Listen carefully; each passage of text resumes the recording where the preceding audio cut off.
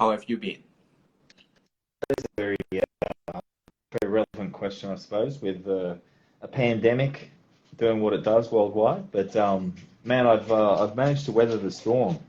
I had to dust off some kettlebells and go down to the local park, believe it or not. So the weather wasn't too bad. We didn't have too much rain, but I would sort of load up my bag with kettlebells and dumbbells and go down to the park and did a bit of PT until the gyms reopened. But we've been pretty lucky in Sydney. It hasn't been too bad. Like Melbourne and other states, certainly Melbourne shut down for quite some Mhm.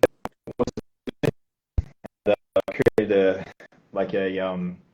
Facebook group for the guys that did hang around with me and continued to let me coach them, which I'm very fortunate and humbled to still have those that wanted to support what I did. And then lockdown sort of ended and comps came back online, and because as you know, that's predominantly what I do. I work with physique athletes, and of course during a pandemic, no physique competitions or professional photo shoots. So my bread and butter sort of wasn't there, but fortunately I had a few that hung around, which I'm very grateful for. Plus, like I said, called in a few favors and did some PT in the park. So well and truly Gen Pop. Like these guys are just trying to just movement, basically get them moving. And interestingly, I'm still doing PT with those guys now. So in a gym now with those guys. But it was like a different thing for me. Like my grassroots were at a fitness first commercial club working with Gen Pop, and so I sort of went back to that, which was kind of cool, because I typically don't do much PT. Mm. So, like, for those that don't know what you do, can I get you? Sorry, I know the internet connection is lagging a bit. So, for those that don't know what you do, can I get you to explain what you do? Sure, sure. Well, this is me, the Dubois method, but I guess I've come up through, paid my dues working at commercial clubs and a big company that you actually came and supported, Clean Health. Some of your viewers and followers are aware of Clean Health and the Clean Health Fitness Institute, but worked there for a good three or 4 years. Commercial club prior to that, doing PT and then started doing some physique preparation while I was at Clean Health. And unfortunately had a lot of support there and was exposed to a lot of amazing coaches. We had BPAC come there, we had Milos come there, and of course Dave McDonald, the owner of Clean Health, is he knows his craft well. So was surrounded by quite a few worthy.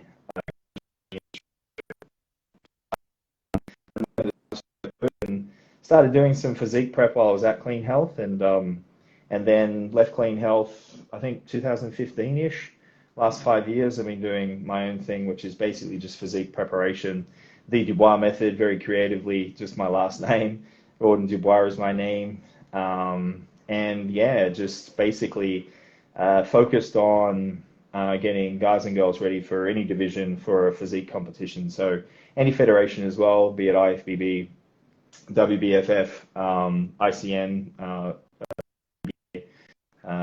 so whatever federation, division, that's pretty much what I do. So I will take them from, a lot of them have never competed before to getting them ready as competitive as they can be for the competition stage. And that's basically what I do. And I do weekly check-ins, so skin fold assessments. I still do the biosignature. So I check their body fat weekly if they're local to Sydney. If they're online or international, then it's progress pics, body weights, weekly check-in via video, that type of stuff. But yeah, that's pretty much what I do.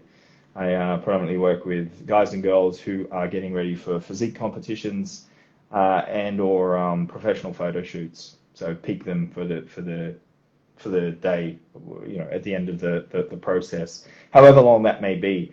Some work with me for a year. They want to build a lot of muscle and be more competitive on the competition stage or shoot. Others might be a rush prep, 12, 14 weeks just coming into a comp. Very varying.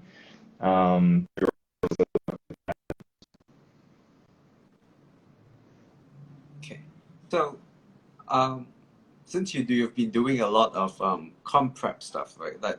Let's just say the client that gets to you, let's say starting point is let's say 20% body fat, let's just say male example. Right?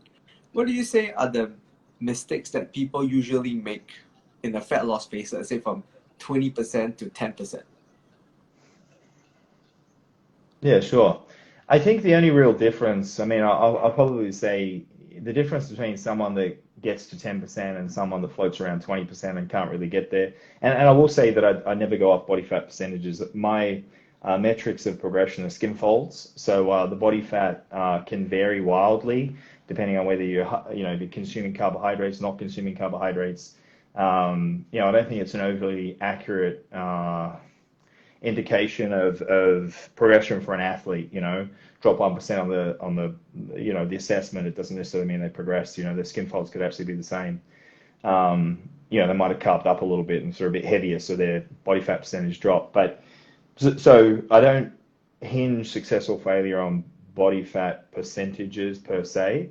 Definitely progression, skin folds assessment, body weight progression, girth measurements, these types of things I think are all far more valid. Also how they're looking, like a lot dismiss, it's like, oh my God, I haven't dropped scale weight, I'm going to, screw this diet.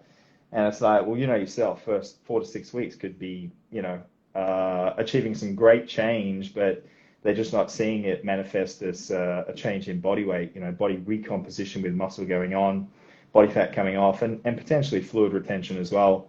So it really is, I guess, perseverance. The mistakes I see is people get a bit disheartened and discouraged focusing on, some specific points of what they gauge as progression, and body weight's a big one. But really, the only difference is someone that, if we were to use 10% and 20% as some numbers, and one is obviously much leaner than the other, it would just be consistency, man. Like, I think everyone has, unless there's an underlying health concern, there's no reason why an individual can't get to whatever really body composition they desire.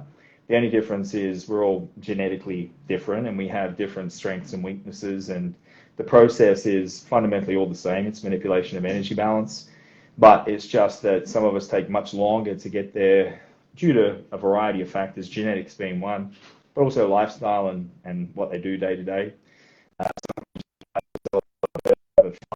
Lifestyle that is more conducive to achieving that 10% body fat.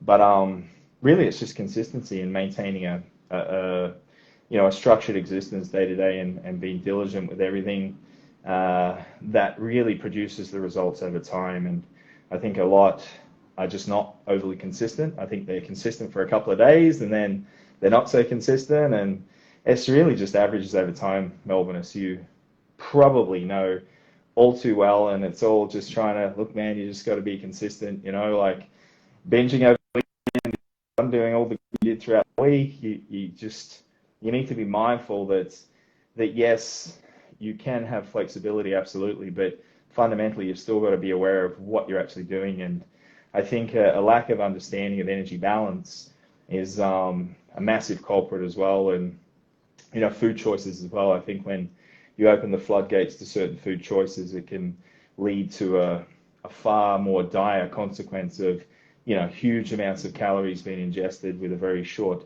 time frame. Whereas if the individual just gravitated to better food, type food,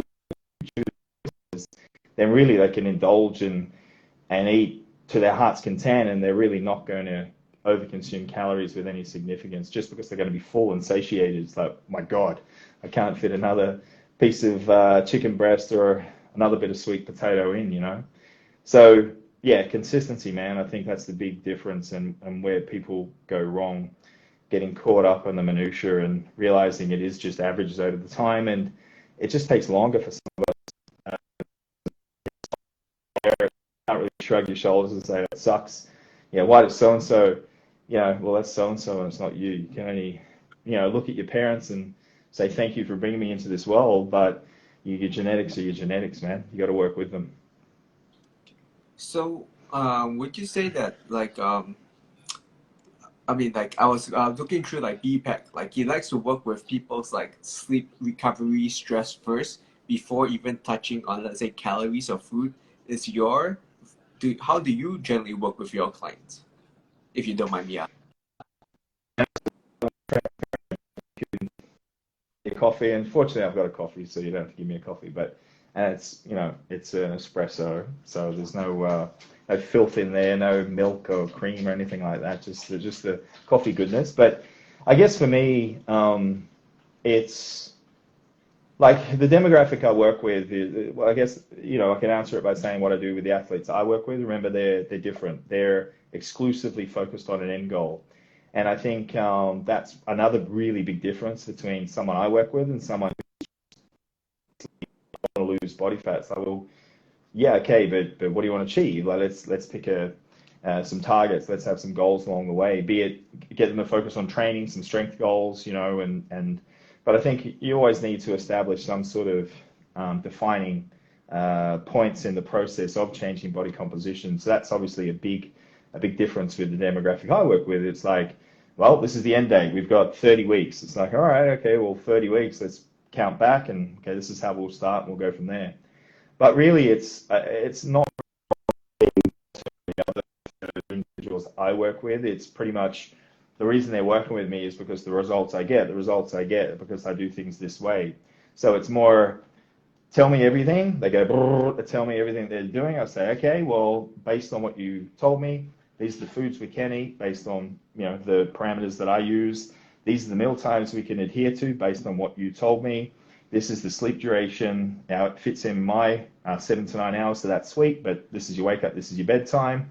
You said you could train at this time, and I'll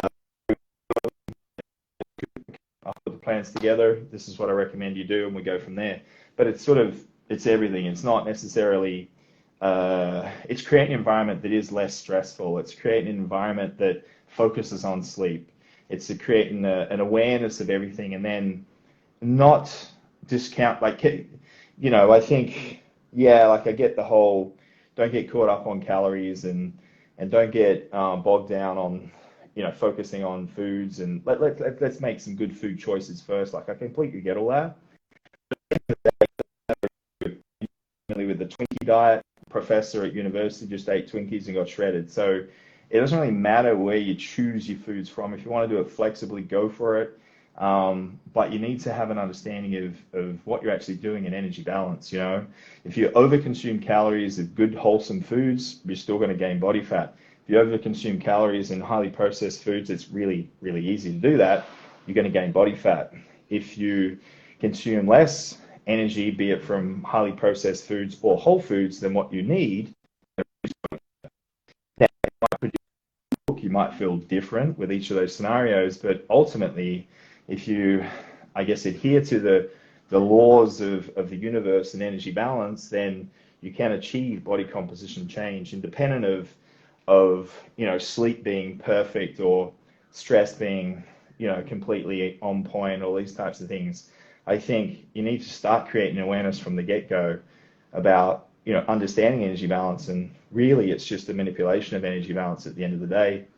Now, poor stress, all these things influence what we do throughout the day, which influences energy balance for sure. But really, it is just understanding that basic concept. And on some days when things aren't going your way and you want to eat, because you haven't planned your nutrition and you only have access to more processed foods, that's absolutely fine. If you understand, what you're actually consuming, it's fine. You can eat, a Mars bar and a muffin, and it's not the end of the world, because you understand value.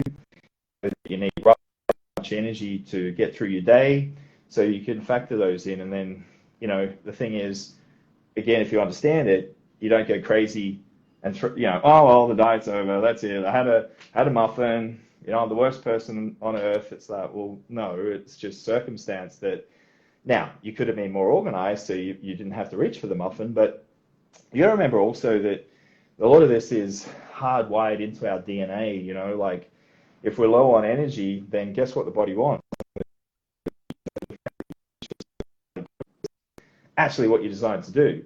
The point is not to put yourself in that situation, that environment where you're you have to reach for those foods because they'll often lead to, not always, but they'll often lead to an overconsumption of those types of foods. But yeah, so a little bit of everything, I think, is what I like to do, and over time they become more and more understanding of everything and all the moving parts, and I talk to them weekly and I reiterate things, and it's the same message,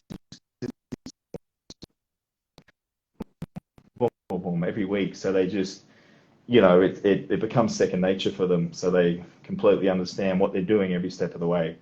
And really, when I'm finished with them, I wash my hands and they've done their show, they should be able to fend for themselves and stay in whatever body conditioning they desire for as long as they want, because they've established all this profound understanding of things based on obviously my experiences, of course, but they can't maintain things long after I stop doing what I do with them, because it's all very, very basic. So as someone that coaches, especially competitors, do you find that there is an optimal number of competitions a year? Let's say, like, if you do more than two, maybe example, the hormonal profile is not the best, results may not be the most ideal. Yeah, I think that like I would preface it with physique preparation up to a point is not overly bad for your health, but then beyond a point, and that's probably towards the back end of prep, yeah, I mean the body fat level is getting super low. It's not a very healthy position to be in.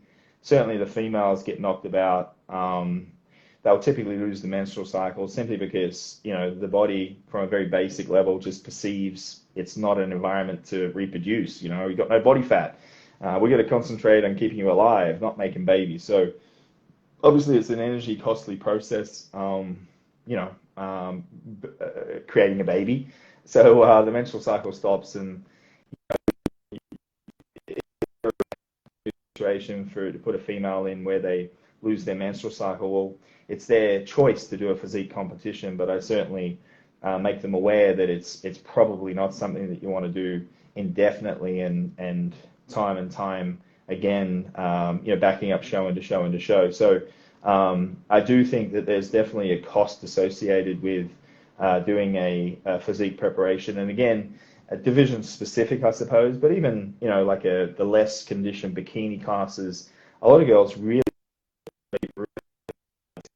physique where it needs to be competitive, albeit from the untrained eye, it will be, well, they're not shredded. It's like, well, they're shredded from where they started, So, yeah, I think that there is definitely a health cost associated with physique preparation beyond a certain point. But you've also got to compare it to, okay, what's the alternative? Someone who's obese. Okay, so physique preparation going from, potentially whatever body fat to a super low. Yeah, okay, that's not good. It's not good for the hormones. They're obese, and it's like, well, guess what? Losing some body fat is going to be a really good thing. So you want to put it into context as well, compared to what the majority of situations are out there. So, but with that said, not arguing the minutia back and forward in different scenarios, I think that yes, there's a health cost associated. It varies from individual to individual, from what I can see. Some get knocked about far more, and some it takes much longer to recover from post-competition. I think what post-competition also influences that. A lot try to stay conditioned and well, they just keep dieting, and it's like, well, no, you got to stop dieting now. You need to gain body fat. Fat is what's going to regulate metabolism fundamentally. We need to get the metabolism firing again. We need to get a healthy hormonal profile. You need to get fat, basically. Now, do they need to do it in a week? No. But, they need to gain body fat. So I think it's quite a hard process to get lean and conditioned, then gain body fat. But, hashtag comp prep is for reasons. Another example where it's really psychologically challenged, they get really conditioned, then they've got to get out of shape, and well, not even out of shape, they go back to being normal, shall we say, which can be a real psychological challenge for the individual. But with that said, it varies from person to person, Melvin. Like, some can do shows repeatedly and it's not overly stressful for them. Others, yeah, like one show and then a couple of years in between shows, just to let everything get back to normal. There's no, it takes X amount of time to recover post-comp. take 6 months, it could be 12, 18 months. It's hard to say, and it's everyone's a little bit different, but it's what they tend to do post-comp that will influence that scenario as well. So yeah, individual specific, I suppose. Some can do it, some can't. But it's yeah, you just need to be mindful of that. But I do, where you were going with that point and suggesting there's hormonal dysregulation, yes, but there's no metabolic damage per se, but it just takes time to recover from that. The duration it takes varies from individual to individual, so that would influence whether they could actually do shows after show type thing. It just depends on how they recover post competition. And then from your experience, like how would a competitor, be it let's say a natural competitor, and an assisted competitor, like is there a much big difference in being like training or nutrition aspect? Let's say for the same duration they have.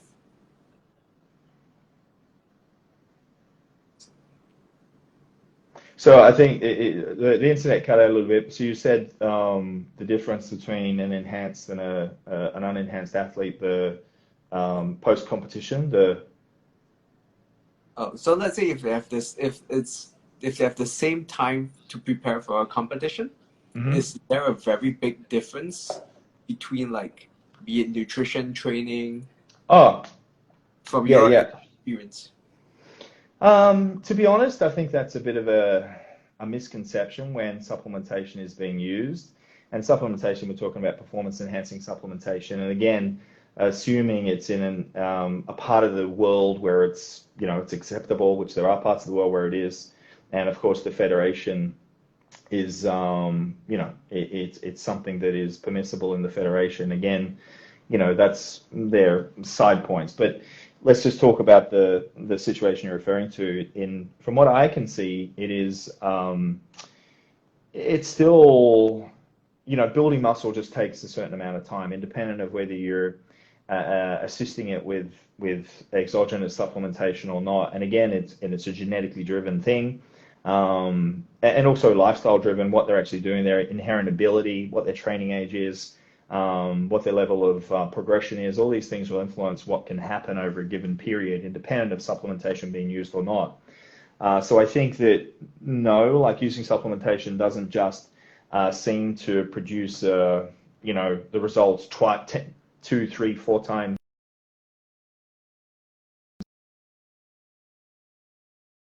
what their genetic disposition is, and how they can apply themselves to the process. Like it doesn't get away from the fact that you still need to understand energy balance. You still need to be able to understand the process of hypertrophy. You still need to be able to, do what's required in the gym, get all the work done. It doesn't make the process any easier. I think what it does do is it obviously it has its advantages, and it does allow, a greater return on investment. I guess you do get a more predictable return on investment, or just a more significant return on investment. So the same amount of work done, you may get a better return on investment than what you would have without supplementation, but it doesn't change the playing field significantly in any way, shape, or form.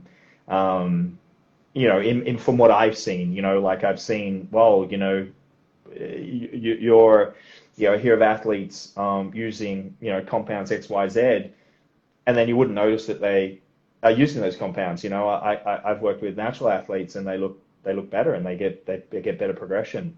And I think that's a real misconception. Now we could argue, well, clearly they don't know what they're doing nutritionally, or they didn't train hard enough, and it's like, yeah, okay, but fair enough, and all those things will influence it. But again, it comes down to your genetics, how will you respond to exogenous supplementation, and it's not the be all and end all where, oh, if I took that, I could be, compete on the Olympia stage, and I could do this and I could do that. It's like, oh, really? Yeah, how many people are trying to end up on the Olympia stage? And with a little bit of supplementation, you think you could? Okay, right. So, yeah, it comes down to, just amongst us mere mortals, we see individuals that go in the gym, and I know you have a lot of experience, worked with a ton of amazing coaches, and your knowledge and skill set would be really profound. But I guarantee, as much as you're trying to get bigger shoulders and get your biceps bigger, you're doing everything right in regards to what, the evidence-based crowd say, and in regards to what, someone like John Meadows, which is heavily evidence-based, but also heavily experience-based, and everyone in between. And your biceps are still not growing probably as fast as what you want, Now, you're doing absolutely everything right. So, it's like the sport of physique competition is hugely, much like all sport, to be honest, it's hugely genetic driven, Some just have a really favorable genetic disposition to, grow like crazy and tolerate the drugs as well. Like, that's another thing. It's one thing to, well, I'm going to take some of this, and you take it and you break out an acne and have a heart arrhythmia, and then it's like, whoa, I won't take that again. It's like, well, okay. The next person can take, 2 to 3 grams of gear, and they don't really experience any side effects, at least acutely. In their long term, we could probably put a fair argument in. I'm sure you could find people that would give a decent, rationale as to why these things shouldn't be used long term. But yeah, so, that's also a genetic trait, your ability to tolerate the supplementation as well. So, like, yes, it does give you an advantage, absolutely. There's tons of research to show you, what's actually happening, but also using these compounds for uses that they're not really designed. I mean, they're not designed to get someone ready for a competition. Now, they're obviously designed to build muscle mass and, in certain scenarios, but a lot of what's happening, to quote Broderick Chavez, a mentor of mine, the evil genius, what's happening under the hood is, it's a mishmash of everything's happening under the hood when supplementation is being used. So it's hard to pinpoint, one thing that they're actually doing. Now, obviously, someone with far more experience can give you the X, Y, Zs of, bumps up hemoglobin, it's, your ability to recuperate is improved due to these reasons. Estrogen levels go up, so, joint health, connective tissue will be fare better. So there probably would be a lot of explanations as to why you can train a little more and recover a little better. Absolutely. But it's, that's what I see, that yes, you do get more of a return on investment, but it doesn't seem to be the be all and end all to getting you like jacked as hell and winning competitions. It just doesn't seem to unfold like that. So, like, for people, let's say because of assisted athletes have MPS that's higher, right? So muscle protein synthesis. So do you see that natural athletes always have to have like adjust their calories much more as compared to somebody that's assisted, or is it still like for energy balance is the same? I still think, I think you can just get away with a little bit more. Like, I understand where you're going, like, and I'm sure Eric Helms and the guys that you spend a lot of time with, Israel, these guys give you a lot deeper rationale on the ins and outs of someone that's unenhanced compared to someone that's enhanced. And yeah, I probably would say, you need to dot I's and cross T's a little bit more for someone that's unenhanced, and you can get away with a little bit more. Like, do the calories have to be exactly on point? Well, like you said, MPS is going to be jacked up anyway without even training, taking supplementation, so you're going to get some growth anyway. Do you have to be, within close proximity to failure every set, or, it's just the sheer fact that, you're remodeling muscle tissue, getting greater myonuclear density, and your ability to recover from sessions is greatly enhanced? Is it the recovery capacity that just means you can do more work, and grow more? So I think that, yes, you probably, if you were to push me into a corner, I would say, yeah, I'd agree that, a natural athlete probably has to play around with the numbers a little bit more compared to someone that's enhanced. But again, it's still, you overconsume calories on supplementation, you get fat. If you take calories down too low, you're going to lose muscle even on supplementation. And remember, there's different supplementation. Like thyroid hormone could be utilized, in which case you then may cleave away muscle tissue far easier than what you would have otherwise. And the other thing that I really find is interesting is the fact that there's a certain, as much as the supplementation is driving a certain environment that's, conducive to growth and everything else, everything comes at a cost, and it's, I do think there's this stress threshold, and even for someone that's unenhanced, you breach this stress upper limit, and the wheels fall off. It's hard to pinpoint what's actually happening, whether it's getting the individual athletes so fatigued that they're just really crappy with their non-exercise activity, or just their effort in sessions are deteriorated and their application to the process is compromised, or maybe their sleep just sort of starts to dwindle away, and then it's a lack of sleep that drives the lack of progression. But whatever it is, there seems to be a finite amount of stress that the individual athlete can tolerate. Now, with what I do, and I'm sure other coaches do something similar, you'll have refeed days and deloading periods, and to take away that stress of a comp prep. But I think that the supplementation, there's a little bit more, as much as maybe with an unenhanced athlete, you've got to dot I's, cross T's, be a little bit more finger on the pulse type thing. But then there's other considerations when they're on supplementation, like is blood pressure and heart rate driving up too high? Is the heart rate now resting at 115 beats per minute when T3 and T4 and clenbuterol are being used? It's like, well, okay, now do we want a resting heart rate of 115? We could be running into some issues here. You run blood work and estrogen's through the roof. Now we've got elevated estrogen beyond that sweet spot of where it should be, which, Google super high levels of estrogen, you'll see that can be problematic. I think there's blood clotting and various things. Don't quote me on that, but the point is there's a whole world of other issues that you need to be aware of when supplementation is in the mix. So in one sense, it's sort of like you need to be mindful that each additional supplement that you throw in, exogenous performance enhancing, has a cost. And that's like, boom, a little bit more stress, and a little bit more stress, and a little bit more. Well, okay, now we're past breaking point. And then when you think about that, the wheels can well and truly fall off with some significance if there is a ton of supplementation in the mix and no real method to the madness, and you're not tracking things and observing things. But if you are tracking and observing, you've got to resolve. It's not like, hey, we're tracking blood pressure and heart rate. Cool. Blood pressure's 170 on 100 at the moment, and heart rate's 120 resting. Excellent. All right, let's just keep going. You then have to change things. It's like, all right, let's pull stuff out. Let's change compounds and this and that. So it's not as simple as what you might think. Throw the subs in and get extra NPS, for example, and recovery capacity. This is awesome. Like I said, it's tolerance to those things, and then you need to be aware of all the warning signs. And now you're in a situation where it's not just, and I always do blood work and cardiac function before I work with any physique athlete, and get signed off by a cardiologist, say, yep, there's nothing wrong with your heart. So, with a natural athlete, it's like, man, we know, at least from a physiological perspective and from a cardiologist, so the doctor signed off, there's nothing wrong with your liver function, kidney function, your hematology looks good, there's nothing wrong with your hemoglobin, immune system looks fine, it all looks good, your starting baseline levels of thyroid hormone are good. So we know we can push the athlete pretty hard, within reason, because they're reasonably healthy. Okay, with an enhanced athlete, do you really want to be, encouraging or letting them use more and more compounds, knowing that all these things are taking putting an additional physiological stress on the individual?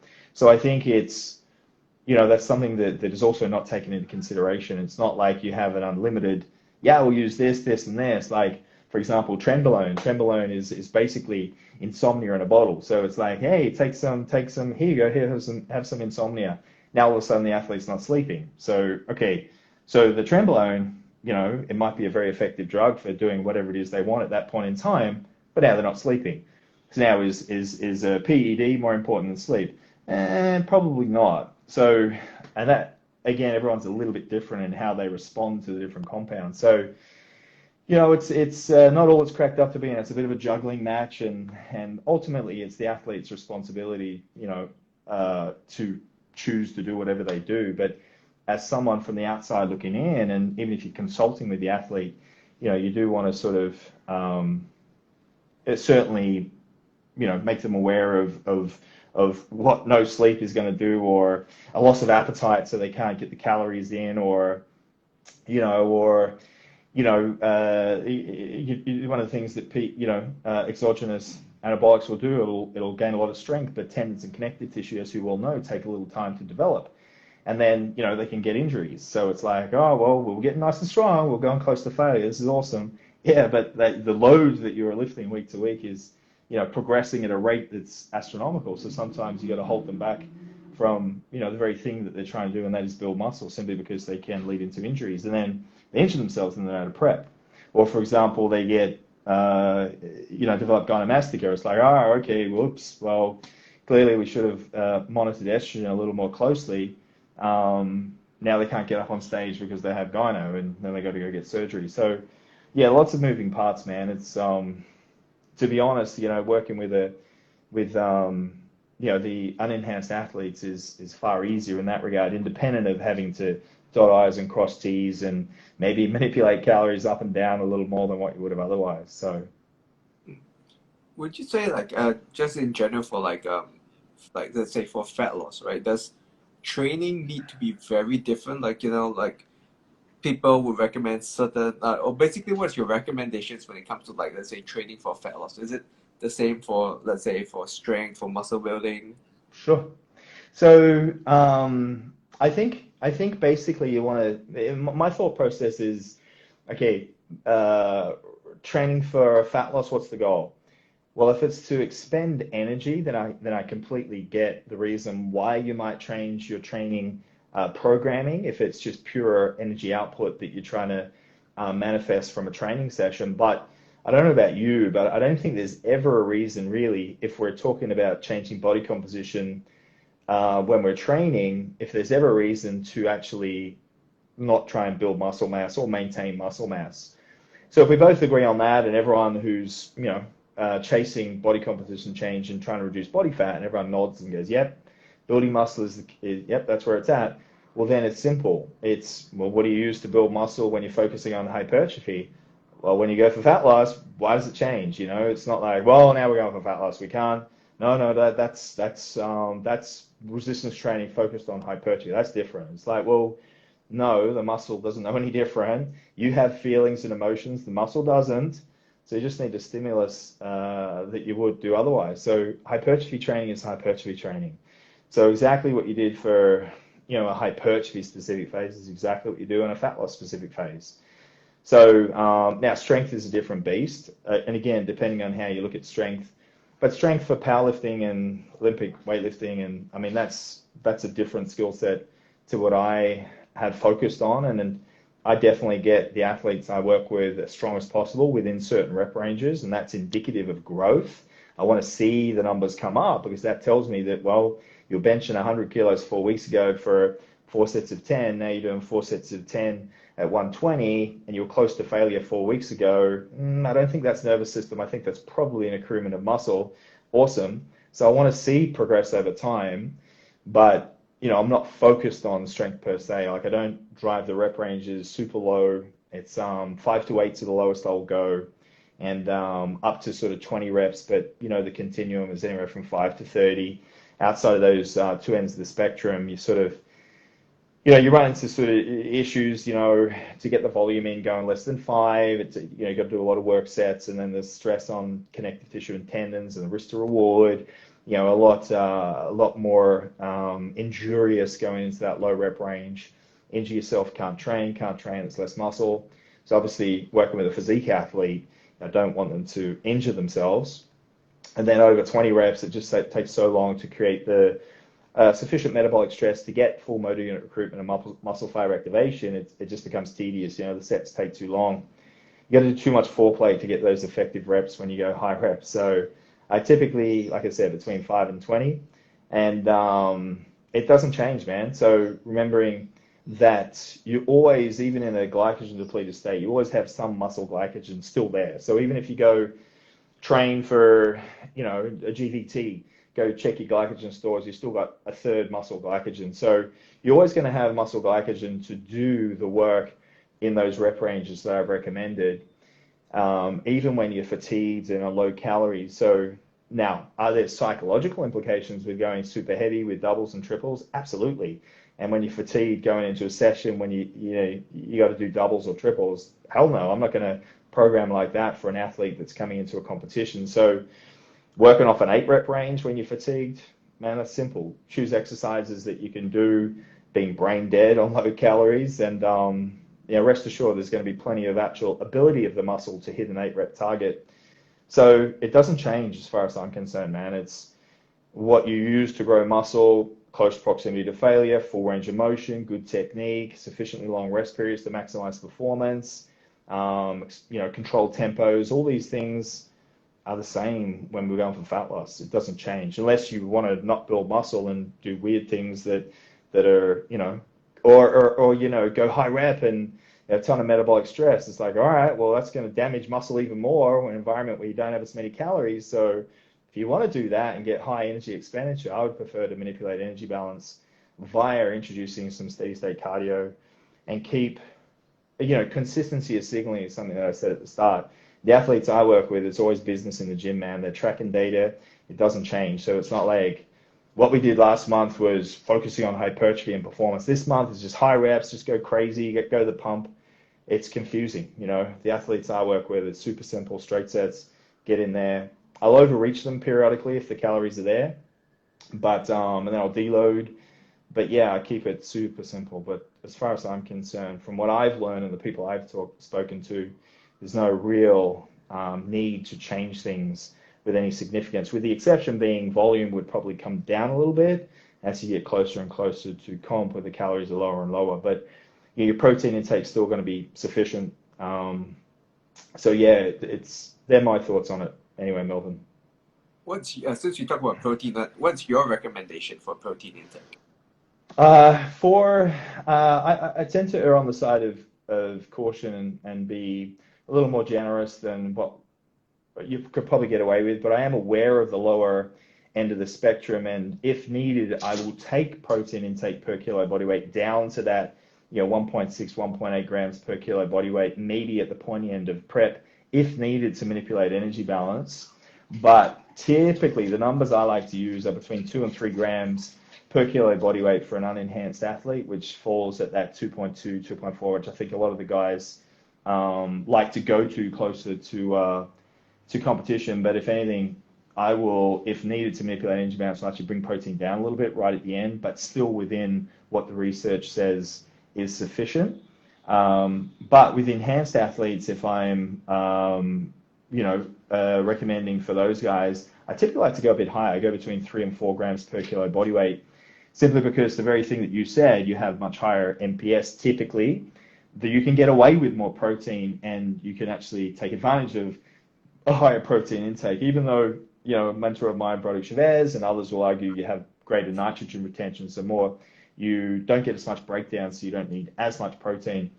The reality is, I think, also that the as much as muscle protein breakdown doesn't ever seem to exceed a certain threshold, muscle protein synthesis is far more plastic, and it can actually elevate to much higher magnitudes based on the environment. So for that reason, I think when they're enhanced, there's actually a legitimate scenario where they can actually handle more protein, and that's total protein. So all the carbohydrates they consume have trace amounts of protein. All the vegetables, there's a little bit of protein there. Obviously, all the whey protein, amino acids, the creatine's protein, glycine, taurine, whatever they're taking, glutamine if you want them to take, all these things add up to that 2 to 3 grams or 3 to 4 grams per kilo body weight per day. And I tend to put a bolus of protein, pre-bed. That overnight fast is something I want to try and alleviate. And post-training are the two parts in a perfect world that I'll have high protein intake, and then the rest obviously will make up whatever the protein requirements are for the individual athlete. But yeah, they're the recommendations for those two scenarios in a general sense.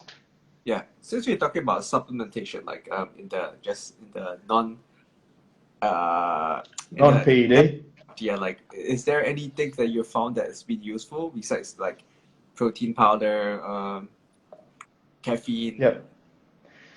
Well, yeah, I mean, creatine, caffeine, whey protein isolate, I mean, these are all things that are great. I tend to go for essential amino acids, intra, if they're training fasted in the morning, simply to like whey protein isolate, it's fine for some, but others, and certainly myself included, can cause irritation, whereas the essential aminos seem to be a little less problematic. But outside of that, definitely whey isolate, creatine, and caffeine are great supplements. But beyond that, I have just like a basic staples that when I work with an athlete, I say, okay, we want to try and create a slightly more optimized environment. So we want to dot I's, cross T's, remembering that we're going to be quite depleted. So remember in that environment, when they're close to calm, they're not going to have as broader intake of nutritional choices and calories coming in. So there could well be, some deficiencies as they get closer and closer to comp. So for that reason, a multivitamin I recommend from the start. I recommend some omega-3s, so not a high dose. I have been in that world where high doses previously, but 3 to 4 grams of fish oil, so omega-3s, essential fatty acids there. I tend to use some zinc, some magnesium pre-bed. I like to recommend a little melatonin to get them off to sleep pre-bed. I like some creatine, definitely. I just dose it pre-bed. I don't bother trying to time it pre-training, just as long as they're getting some creatine each day, and that's for guys and girls. I think there's a ton of research to say that it's, if anything, it's one of the only supplements that is actually worthwhile. I like a little bit of glycine and taurine. Taurine from increasing GABA and helping the individual athlete switch off and get to sleep. Glycine, again, for a similar reason, pre-bed. So I do have a little bit of a combo that I like to put together with some rationale and method to the madness at different times throughout the day. And I like to kick off the day with a little bit of tyrosine and alpha GPC for the athletes that I coach, with the assumption that dopamine may be bumped slightly, the neurotransmitter that's going to keep the individual athlete motivated, with the tyrosine and alpha GPC for cognition and focus. And more than that, even if those two supplements don't really drive that with much significance, now when they have more calories, maybe towards the end of prep where they're really depleted, it may have some benefit. But more importantly, what I love about starting the day with something, and I used to do like the lemon juice and the rock salt and a glass of water. It doesn't really matter what it is. I've chosen to do those couple of supplements, but upon wake up, the athlete takes that and boom, they know they're into their structured routine, same every day. So it sort of sets them up on the right foot. And that is where I think something upon wake up daily is very effective for initiating that structure and routine that I really hammer into all the athletes. And I would say, you said at the start some of the issues that some people go wrong in. I think that's a really, really massive thing. Having structure and consistency day to day is the recipe for success. Have a structured existence, run it. So wake up at roughly the same time, have your meals at the same time, train at the same time, go to bed at the same time, and then try a day where you don't do that, and you'll see how it all goes south. You'll be reaching for, all sorts of foods because your routine is all out of whack, and it really, really, really is beneficial to keep a structured routine in a physique preparation. And to Gen Pop, that's also what I would encourage, just some consistency day to day. And what happens is, and they've shown this, in the research, you actually have an internal body clock. You have a sleep-wake cycle, about this, a circadian rhythm. So basically a sequence of events that unfold over a 24-hour, I think it's a little over 24 hours, but over a day. And what happens is, if you are consistent, then your internal physiology actually can upregulate and improve slightly. It can come to the party with, if you're eating at 8 a.m. every morning, then your insulin sensitivity and your hunger is controlled until 8 a.m. And then you consume a meal at 8, everything's good, and so on and so forth. So if you actually do keep a structured existence, your body is actually far smarter than you'll ever be, and it will actually come to the party and everything will just function a little bit better. You'll have, potentially all of a sudden better cognition, you're not as hungry in between meals, you train a little better, and guess what? Your sleep's a little better. They've shown, having a structured routine is really influential in sleep. Going to bed at the same time, waking up at the same time, hugely influential. So I think that's the other thing that I can't hammer enough is that structure and routine day to day. Set it up within your world, but then just be consistent with it day to day is really meaningful if you're focusing on changing body composition. Since you mentioned about like let's say fasting for at least for Gen Pop clients, like how do you recommend, let's say, if they're training the first thing in the morning, right? So, Yeah, so I think fasting is probably not the best for building muscle. You could probably find some studies to show that it doesn't have much effect, but the reality is if you have trained, you're going to have an elevation in muscle protein synthesis.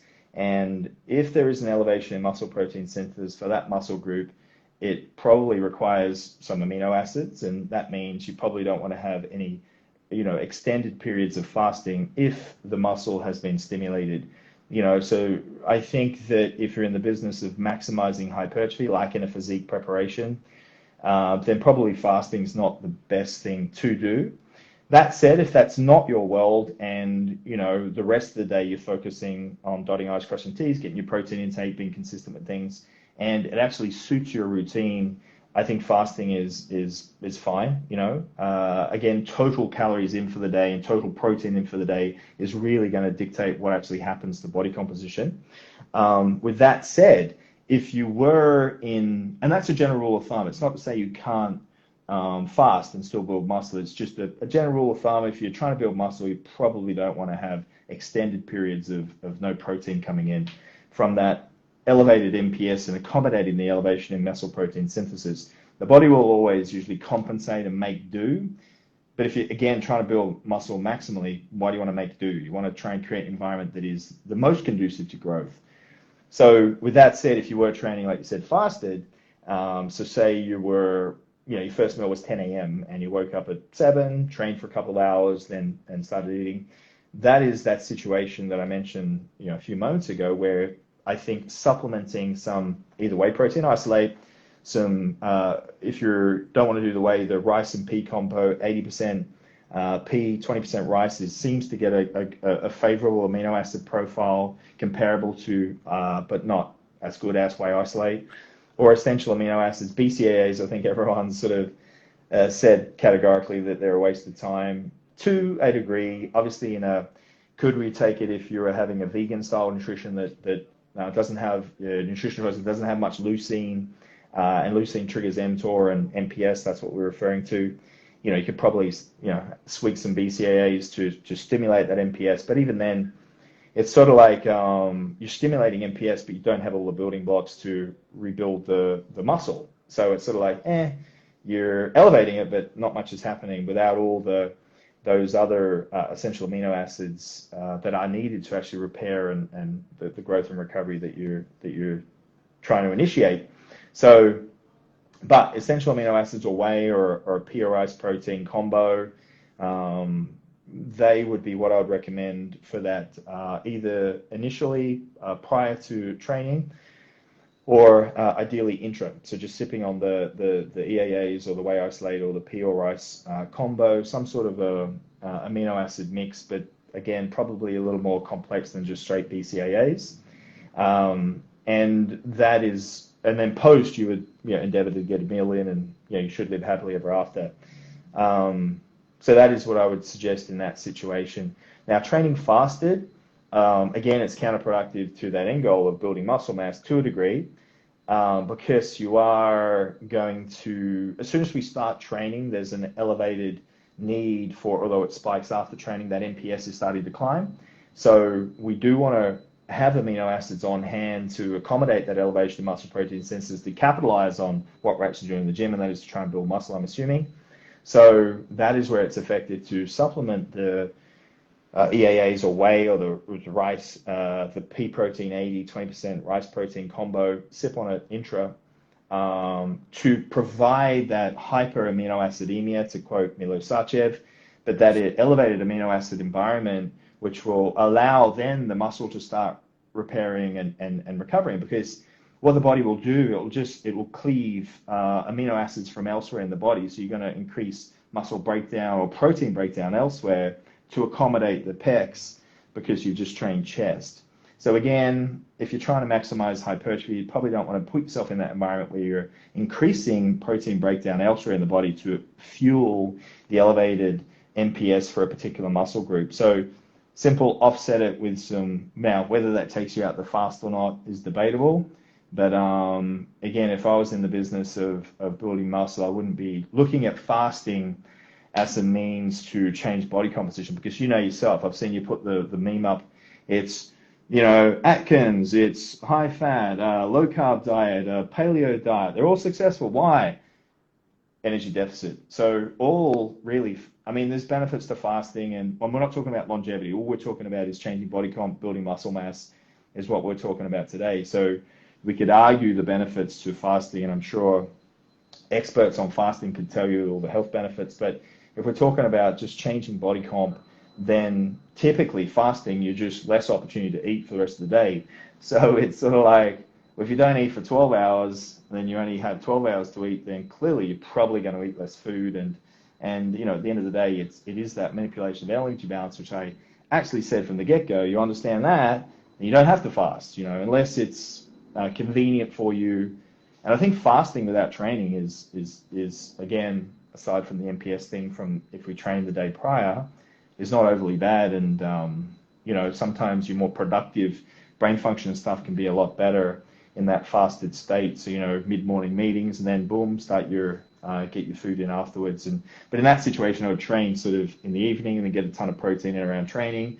So at least you augment that training session with a better environment for growth and recovery. But yeah, so that's my thoughts. But some supplementation would be effective in that environment if you're in the business of maximizing hypertrophy.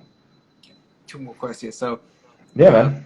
there's let's say if you have a lagging part, what are your recommendations for bringing up a lagging body part? I think unilateral.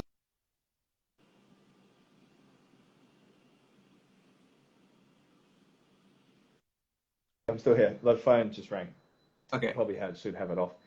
Um, so unilateral work, basically, if you think about what we do in nature, we do nothing bilaterally. Full stop, end of story. As much as we can squat and deadlift, and it's all bilateral, yes. The reality is you probably get better motor unit recruitment and muscle fiber activation when we do things unilaterally. So I think doing some unilateral work is super advantageous for lagging body parts. I think when you do unilateral body work, you want to focus on load progression being from the side that is a lagging body part. Now, it could be lagging in size, it could be lagging in strength. If it's lagging in strength, you could train it independent of the other side, and you could train the other side with low repetitions, and then the strong side with high repetitions, and the high repetitions, although conducive to growth, it shouldn't improve strength quite so much, whereas the low repetitions will typically, although it will drive similar amounts of growth, if going to failure, it will drive strength a bit more. So if it's like a strength deficit between left and right, you could look at doing things like that. But generally for hypertrophy, if it was a lagging body part, unilateral work, I think is probably where you want to be. And then, you know, things like dumbbell movements as opposed to barbell movements, you know, because that body part is going to have to do, you know, the same amount of work as the other side. Whereas when you do bilateral with bars and these types of things, then you know, machines like Smith machines or you know, barbells, but like hammer machines where it's unilateral each side would be effective as well. So that's what I would look at. Think about that side of things if it's between left and right. But if it's just the body part itself, definitely unilateral will help. But prioritizing it with first in the session. So what we do first in the session is typically when we are a little more neurally efficient, even if it's we change from upper to lower or different muscle groups, even although that's effective and you can still have adequate performance for the opposing muscle group later in the session because you haven't actually trained that muscle group. Even though that is the case, or seems to be the case, training something first in the session is always gets more neural drive. So training lagging body parts first in the session. You could look at training, applying more training volume. It could be not enough volume type thing. It could be too much volume type thing. Maybe you're overtraining that body part. Maybe there's overlap. It's a bicep or tricep and you're doing 40 sets for bis and tris, but you forgot that you're doing 40 sets for back. you know, and then the last 70 sets you got for biceps, and it's just under recovered. So it could be too much volume, it could be too little volume. So you look at playing around with those. You can play around with frequency. Generally, the magic to frequency is not that there's anything magical with frequency. It typically allows more effective reps, and you can get a higher loading if you split a volume up for a body part, a lagging body part, split it up over several times of the week. Generally, you get a better quality of training. There seems to be a sweet spot of effective sets you can do for a given body part in a single session. So that could be the case. You're just doing too much volume, and beyond 5 to 10 work sets for the body part, it's just sort of not junk volume, but you're just creating volume that's going to exacerbate recovery time and not really give you any more bang for the buck. So split the volume up, you'll find potentially a much greater loading be able to be used over the different days of the week. So play around with frequency. Yeah, so there's a couple of things off the top of the head that I would look at doing, and obviously work it through different rep ranges. Low reps, high reps, again, taking close to failure. They're both going to drive hypertrophy, both have benefits. I would look at doing those things as well for lagging body parts. But unilateral movements also very effective as well. So definitely have some unilateral movements in there as well from a mode unit muscle fiber activation perspective. Okay, the last one, like, what's the biggest thing you've learned so far this year?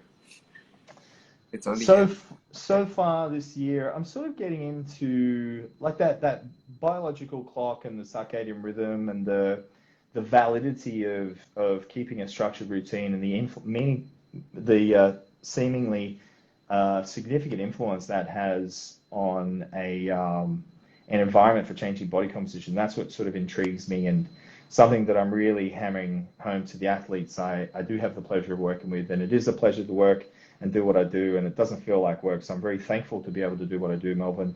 But that is something that really intrigues me, and really something that I'm trying to, it's almost so simple. And you have a look at Success Leaves Glue, that forget body comp, forget the world that we live in. You have a look at anyone that's successful in anything they do, I guarantee they're going to have structure and routine every day. They'll wake up, they'll do something first, and then they'll get on a laptop, they'll do blah, blah, blah, they go into the office, they'll get their coffee on the way in, and they're productive as hell, and they're very successful at what they do. Well, changing body comp's no different. It's consistency, it's structure, it's routine every day. And like I said, you have that internal body clock, and the body's an amazing and wonderful thing. And I think when we work with it and understand how it works a little better, and not that I'm suggesting I understand how it actually works. I don't know if anyone actually has any real idea of how it all works. I think it's a work in progress for those that are far smarter than all of us put together.